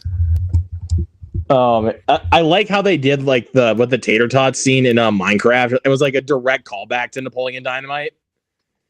Like that was good. I like that Jared has made a callback to Napoleon Dynamite. God damn it! Now I want to watch that again, dude. I love Napoleon Dynamite. That can't be longer than like 90 minutes, right? I don't think it is. It's got to be like a 90-minute movie. Let me get that quick. I have the Blu-ray right here. Napoleon Dynamite. You have the Blu-ray as well. Yep. Where's the runtime? Damn it! Oh yeah, 90. It's exactly 90 minutes. There you go. Perfect. How a good little indie comedy should be. Yep. And then I have Love it. And I have this film. This is a very obscure film. I like the premise of it, but this is a TV film that came out in the 80s, and it features Gary Coleman in the lead role. And it's called The Fantastic World of DC Collins. Never heard of it. I was about to say, Sully. Never heard of it. But pretty much I've seen clips of this film. Basically, Gary Coleman is like imagining like himself as like Superman. He's in Superman like costume. Mike hasn't seen John Wick, but he's watching The Fantastic World of DC Collins. I haven't watched it. You're going to. The only reason I picked this up is because it's a rare VHS, and it's going for a lot of money. And somebody was selling it at a good price on whatnot. Fair point. So, here's the plot. Gary Coleman is DC Collins, Superman, space shuttle pilot, field surgeon, adventurer, secret agent, and gunslinger all rolled into one 4-foot-tall, 14-year-old body. To his teacher and classmates, DC is just a daydreamer who lives in the world of make-believe. To his parents, he's just a bright young boy with an overactive imagination. But a series of events are underway that are beyond even DC's wildest dreams. DC has always been able to slip in and out of his fantastic world at will. But when he meets an agent named Parrot, Parrot? Named Parrot, yeah. Oh, An God. agent? Yeah. Agent Parrot. Okay. Agent named Parrot. DC is hurled headlong into a fantastic world from which there is no escape. Suddenly, international intrigue, espionage rings, KGB agents, kidnappings, and car chases become part of his world. Oh, God. And once real life is filled with more adventure, thrills, and danger than a lifetime of dreams. And it's only 96 minutes long. Trenchy says, if you look up obscure in the dictionary, a picture of that movie would be there. Yup. The Fantastic Worlds of DC Collins. Yeah. Yep.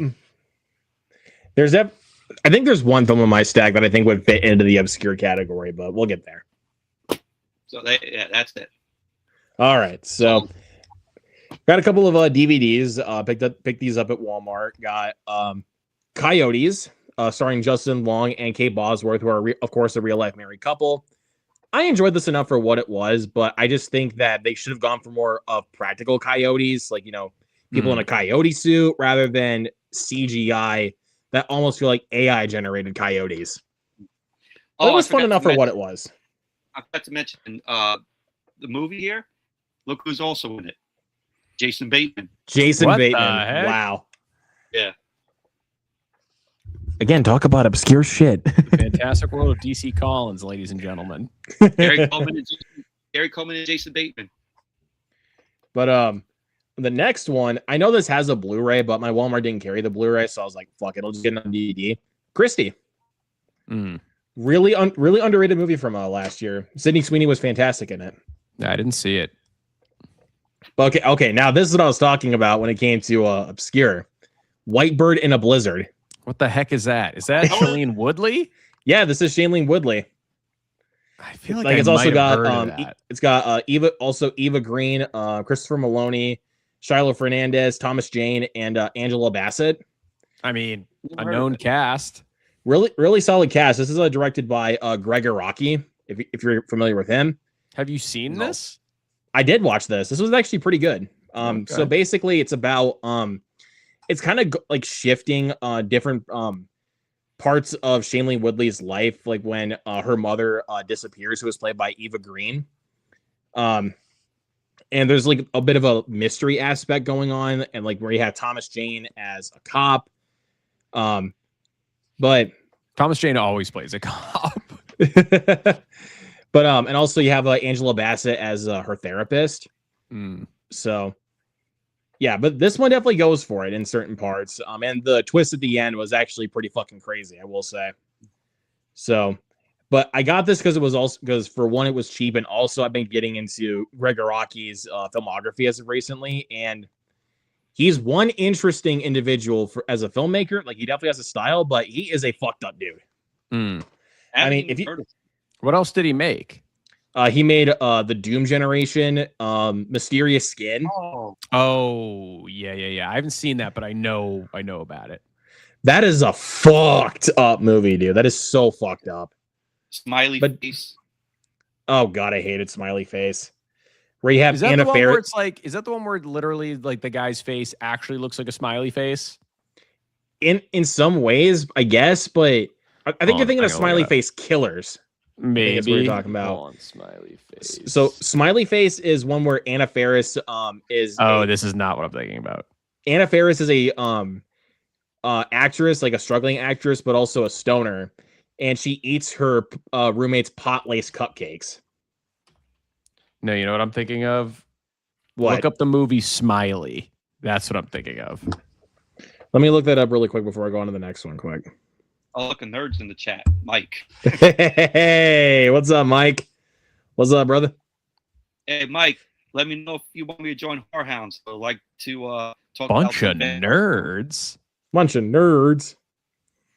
Oh, you're talking about the 2012 movie, yeah, Smiley. Right, Sully? That's what I thought it was. Gotcha. Not the Anna Faris stoner comedy. It's a stoner comedy that isn't funny. Yeah. Like, how do you manage? Let's see. Mysterious Skin is great, hard watch, but great. Yeah, it's a great movie, but it's not a movie you'll watch a ton because it's so fucked up. But Joseph Gordon-Levitt I thought was phenomenal in that, and also Brady Corbett is great in that movie too. Oh, yeah, it was I think it was at the beginning of his career for Brady Corbett. Like it was in like the movie 13 from what was her name? It's the woman who directed Twilight. I don't remember what her name was. Oh, I don't remember who directed it. I think it was I'm trying to remember her name, but I don't know.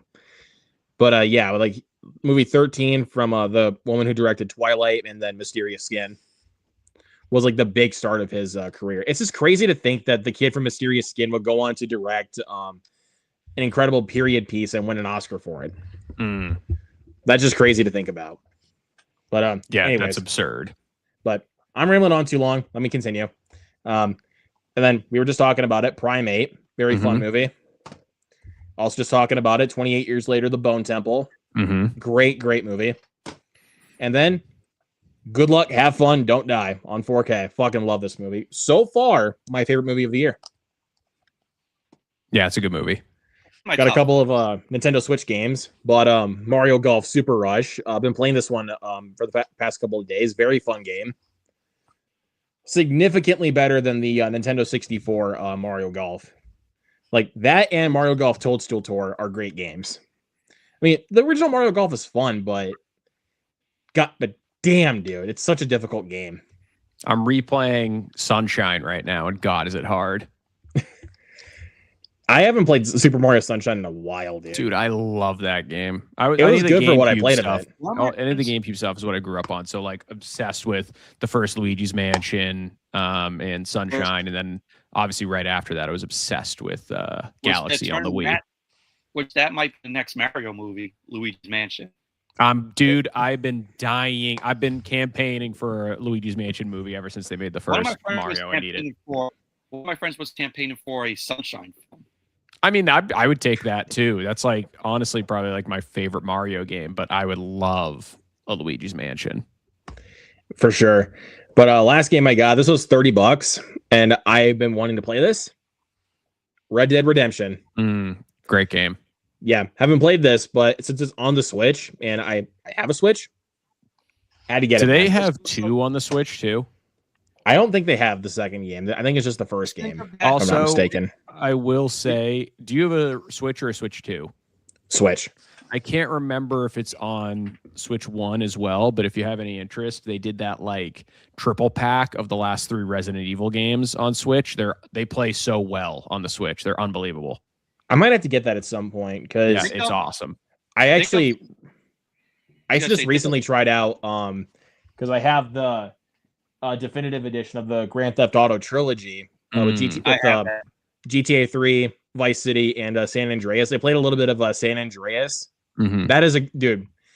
Like Mike described it to me as basically like Boys in the Hood, but in GTA. Pretty much is what it is, yeah. But from what I played of it, it's a great game. It's my favorite of the old GTA games. San Andreas? No, Vice City. Oh, Vice City. Yeah, I'll have to play that one soon. Yeah, Vice City's crazy. Red Dead Redemption as GTA, but set in the West. It pretty much is, but with just like such a better story. The story's unbelievable in Red Dead. Yeah, so I'll have to sit down and play that game soon. I mean, I have it. Trenchy says Red Dead 1 and 2 are good stories. And he says 2 has a better story. Yeah, 2 has San Andreas has a good story. GTA 4 is my favorite. Nice. I can't believe we're getting GTA 6 soon. Yeah, that's crazy. But we move with all the freaking all the crazy delays. Oh my god, that game's been getting. Like, yeah, I can't think of a game. Like, I cannot think of a video game that has been getting that many delays as GTA 6. It's been a joke. We're gonna be like, oh, we're all gonna be dead when GTA 6 comes out. Oh, we're gonna have flying cars before GTA 6 comes out. It's just become a joke. Yeah. So, but anyways, guys, I think that will do it for this episode of the Movie Fanatics. So thank you everybody so much for watching. Thank you everybody that came into the chat, and thank you Sully for joining us tonight, man. It was great having you on. Yeah, thank you. Yeah, thanks for having me. Hey, no problem, man. And of course, like I said earlier on in the stream, go subscribe to both these guys' channels because they're awesome dudes, like I said before. So yeah. So anyways, guys, stay tuned tomorrow night for Horror Hounds, where we're going to talk about our favorite vampire movies. So definitely looking forward to that. So anyways, y'all, thank you so much for watching, and we will see you guys on the next one. Have a great night. Peace out. Later.